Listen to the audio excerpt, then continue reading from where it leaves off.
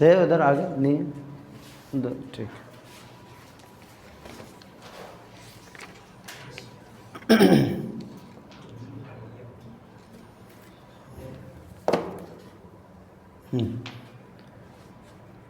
Start now. चलिए, chapter number 11, वृत्त से संबंधित क्षेत्रफल। वृत्त से संबंधित क्षेत्रफल। इसमें केवल और केवल वृत्त से संबंधित हमारे जो क्षेत्रफल है वो स्पेस आपको निकालना है। तो क्षेत्रफल का मतलब होता है कोई वस्तु जितनी जगह घेरती है उसे उसका क्षेत्रफल कहा जाता है। तो सबसे पहले हमें क्षेत्रफल पता होना चाहिए। जैसे कि अभी हम वृत्त है तो केवल वृत्त से रिलेटेड रहेगा, बाकी क्षेत्रफल जैसे हमने वर्ग के क्षेत्रफल, आयत के क्षेत्रफल, चतुर्भुज के क्षेत्रफल, त्रिभुज के क्षेत्रफल। तो क्षेत्रफल है क्या?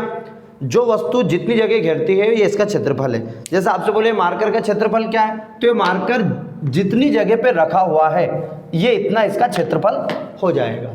अब आपसे बोले बोर्ड का क्षेत्रफल, अब ये वृत्त से संबंधित क्षेत्रफल जो लिखा हुआ है इसका क्षेत्रफल कितना है, तो ये जितनी जगह घेर रहा है ये इसका क्षेत्रफल है। आपसे पूछे इस घड़ी का क्या क्षेत्रफल है, तो जितनी जगह घेर रही है ये इसका क्षेत्रफल है। तो क्षेत्रफल का मतलब समझ में आया, कोई वस्तु जितनी जगह घेरती है उसे उसका क्षेत्रफल कहा जाता है। जैसे हम गेहूं का, सोयाबीन एक खेत में है या गेहूं एक पूरे खेत में है, तो जितनी जगह में गेहूं है उग रहे हैं उसे उस जगह का क्षेत्रफल कहा जाएगा।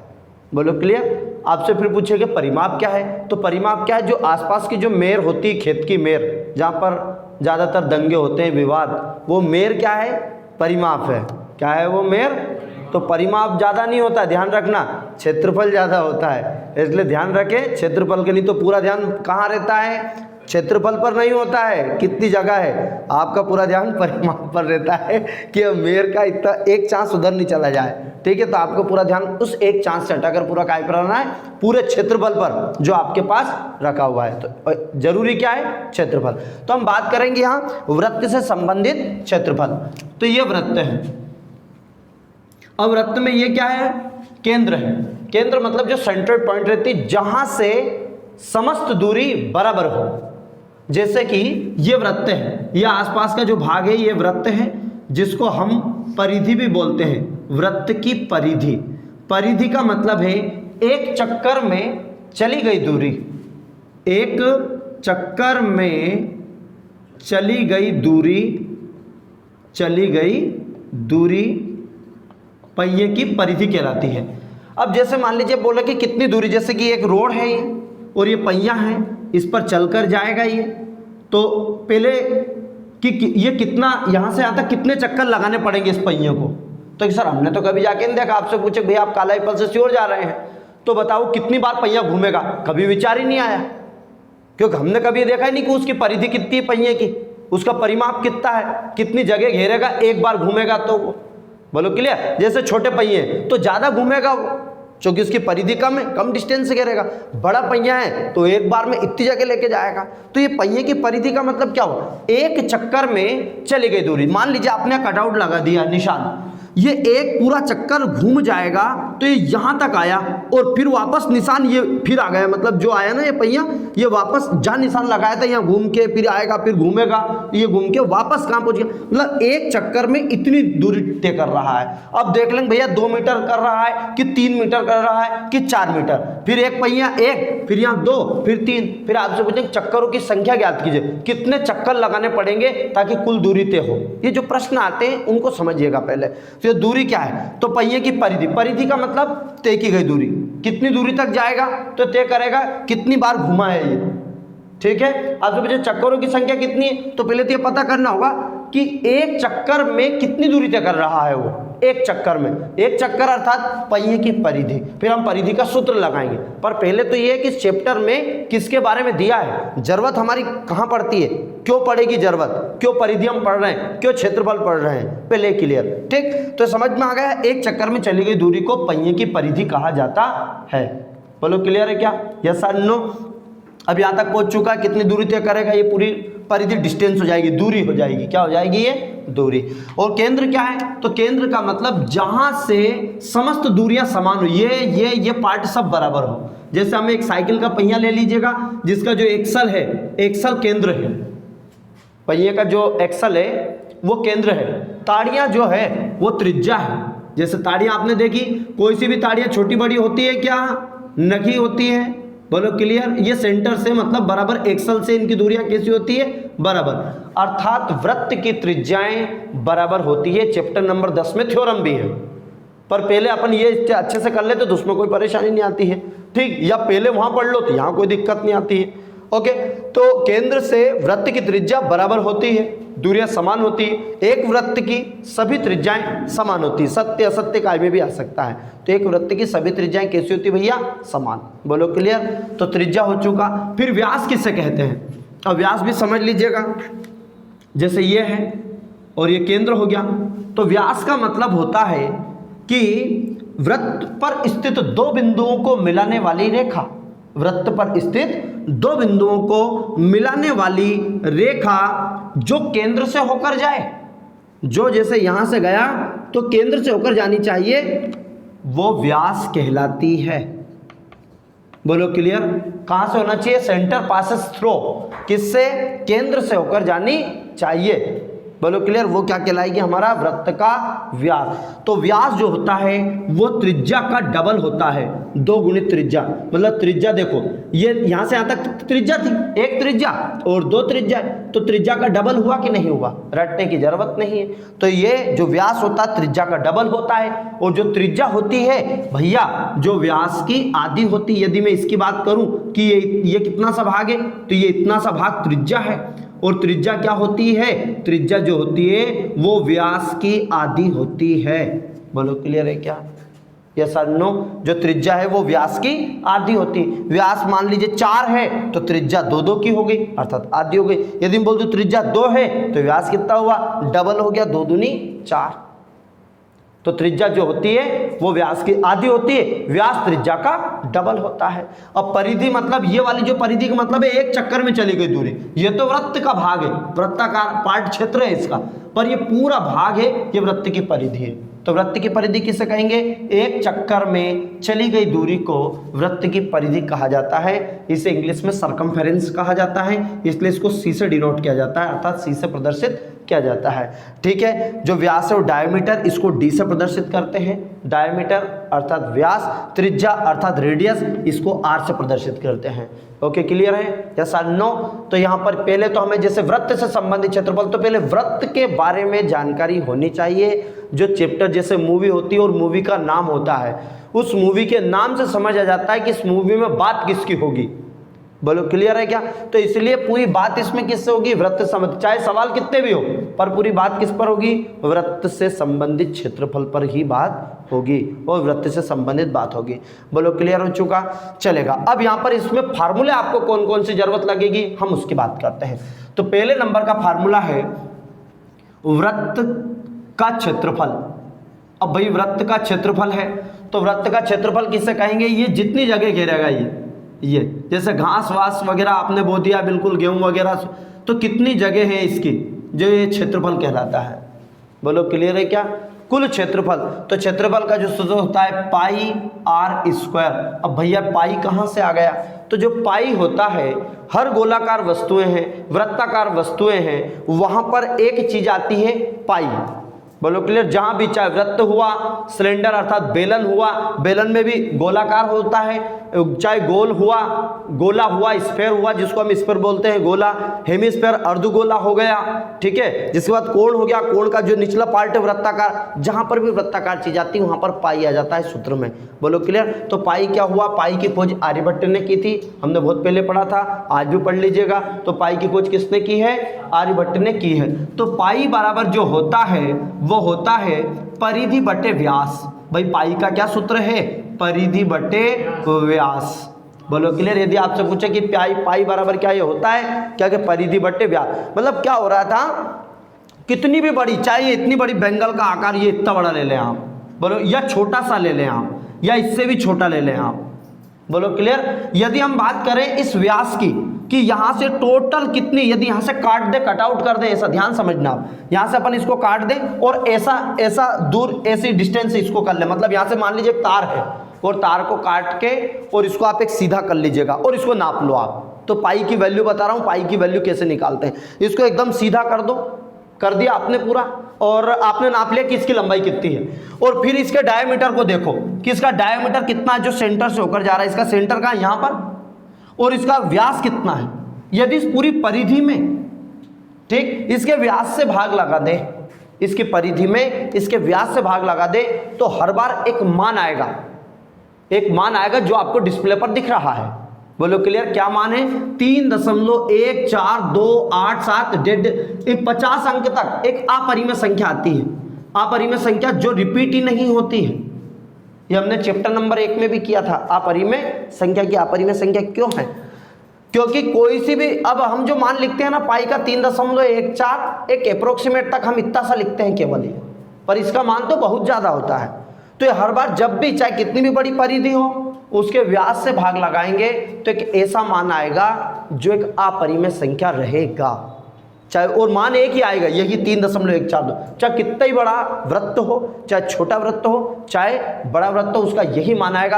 अब ये बार बार इतना बड़ा मान आ रहा था, इसके मान में अपन ने की करे यार ये तो काफ़ी बड़ा मान आ रहा है। जब देखो, जब मल्टीप्लाई करने में, एडिशन सब्ट्रैक्शन करने में काफ़ी प्रॉब्लम क्रिएट हो रही थी, तो इसको फिर एक समझौते वाला मान दिया हमने 3.14, जिसे हम बोलते हैं कि पाई का मान 22/7 है। तो एक अप्रोक्सीमेट तक माना है इसको, केवल हमने इसको माना है।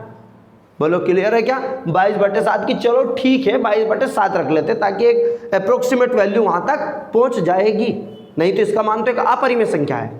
बोलो क्लियर है क्या।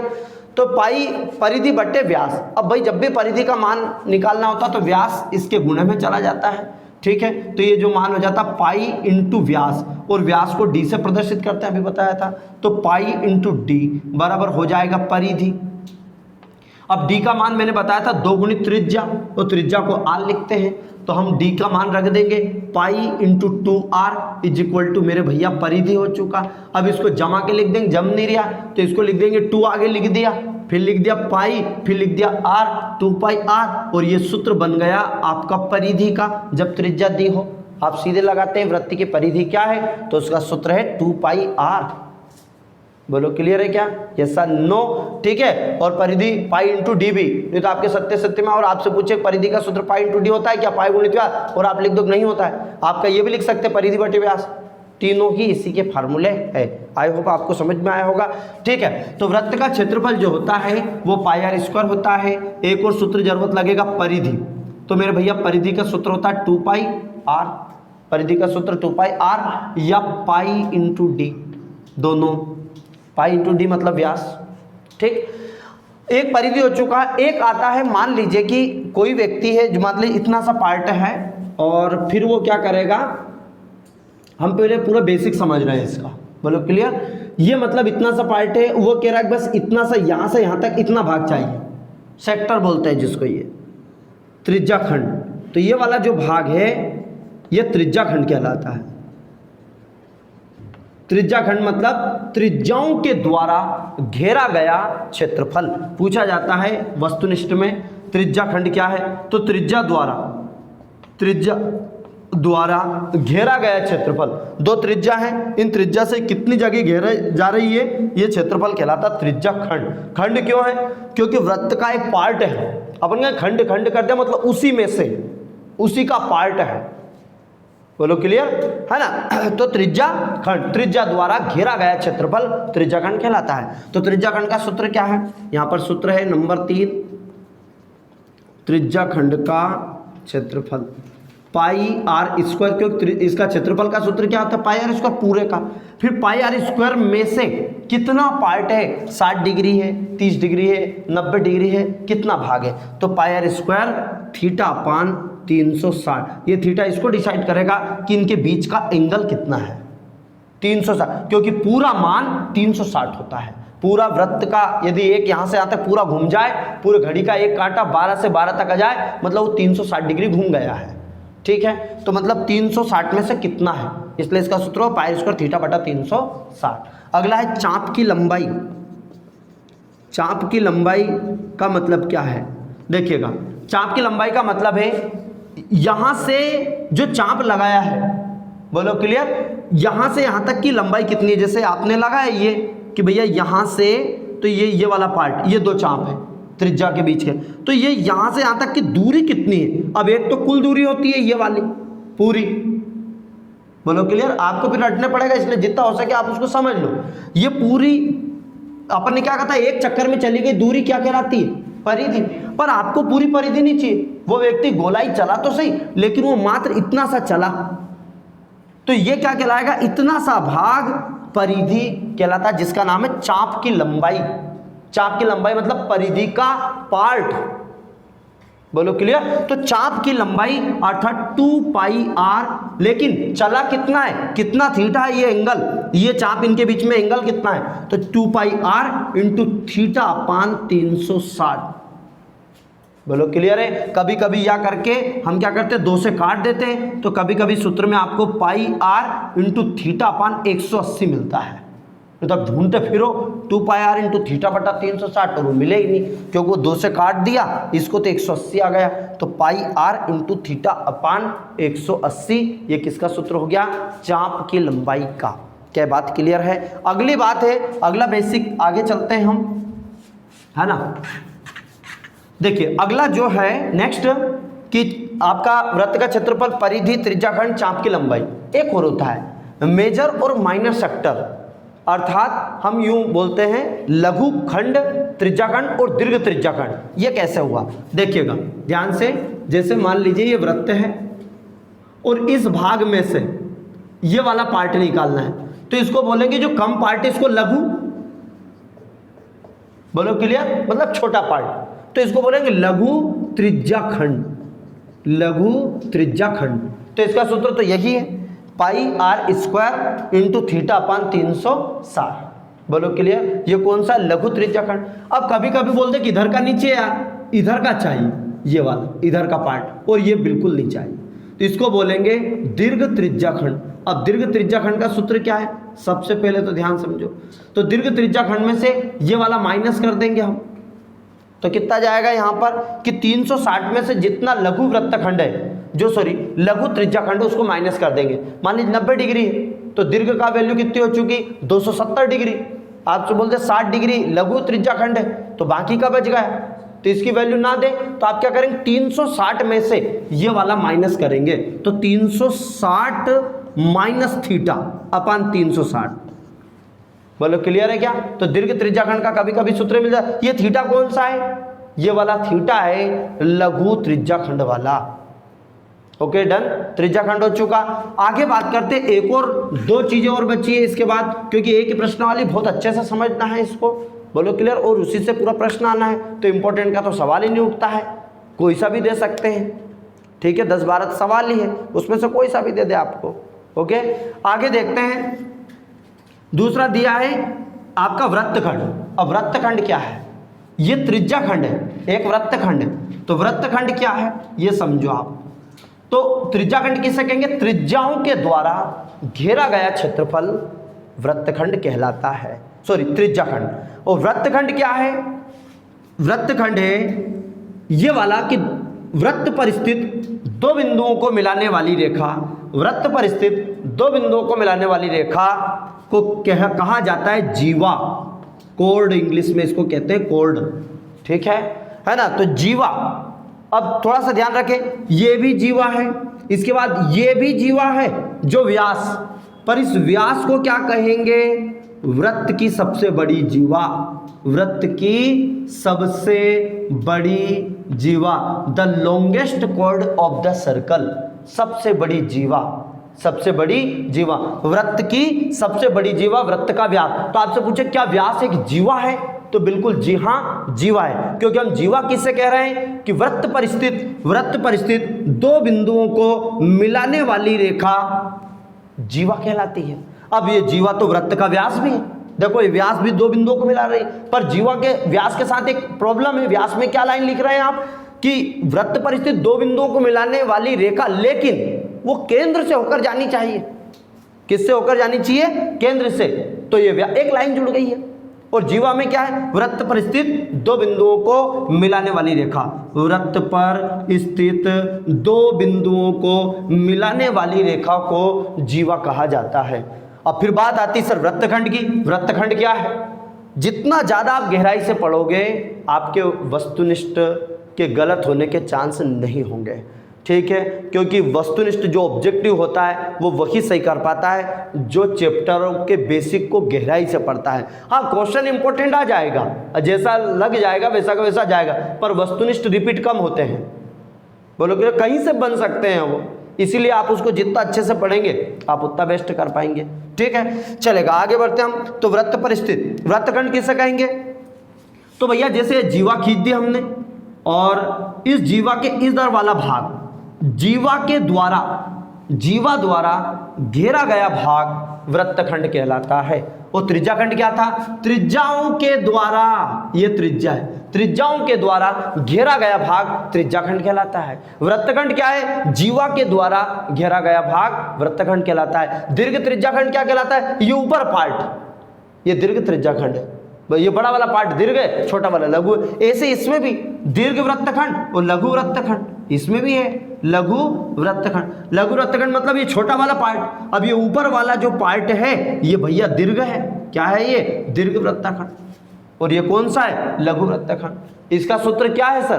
तो इसका सूत्र है एक ब्रह्मास्त्र है जो सब में काम करेगा, जिसका नाम हमने ब्रह्मास्त्र रखा है। बोलो क्लियर? एक ही फार्मूला लगाना, बार बार 2-3 फार्मूले लगाने की जरूरत आपको नहीं है।